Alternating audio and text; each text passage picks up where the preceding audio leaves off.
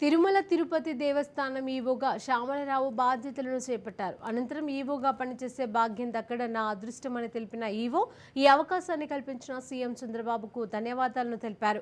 టీటీడీలో మంచి పరిపాలన సాగేలా చర్యలను చేపట్టేలా తమ బాధ్యతగా విధులను నిర్వహిస్తానని స్పష్టం చేశారు. టీటీడీ నిధులు సక్రమంగా వినియోగించడంతో పాటుగా గతంలో అవకతవకలకు పాల్పడిన వారిపైన విచారణను చేపట్టి చర్యలు తీసుకుంటామని ఈవో తెలిపారు.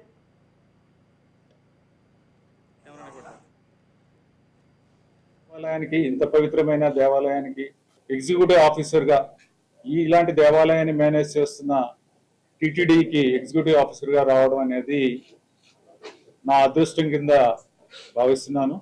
నేను డ్యూటీ ఈజ్ డివైన్ అని భావిస్తాను. అలాగే ఇక్కడ ఈఓగా పనిచేసే అవకాశం దేవుడి ఆశీస్సులు ఉంటే కానీ రాదు. ఆ దేవుడి ఆశీస్సులతో అలాగే మన రాష్ట్ర గౌరవ ముఖ్యమంత్రి గారు శ్రీ నారా చంద్రబాబు నాయుడు గారు నా మీద ఎంతో నమ్మకం ఉంచి ఈ టీటీడీకి ఈవోగా ఇవ్వడం చాలా అదృష్టంగా భావిస్తున్నాను. ఆయనకి నా హృదయపూర్వక ధన్యవాదాలు తెలియజేస్తున్నాను. ఈ దేవాలయానికి సంబంధించిన అలాగే ఈ దేవాలయానికి అనుబంధంగా ఉన్న చాలా దేవాలయాలు టీటీడీ కింద ఉన్న దేవాలయాలు అన్నిటిలోని కూడా అడ్మినిస్ట్రేషన్ ఏదైతే ఉందో అదంతా కూడా స్ట్రీమ్లైన్ చేసి భక్తులందరికీ కూడా మంచి సౌకర్యాలు ఉండేలాగా చూసుకుంటాము. అలాగే ఏ పని చేసినా అకౌంటబిలిటీ ట్రాన్స్పరెన్సీ ఉండేలాగా చూసుకుంటాము.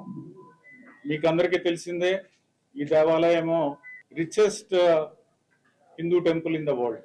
ఈ దేవాలయానికి ఎన్నో అసెట్స్ ఉన్నాయి.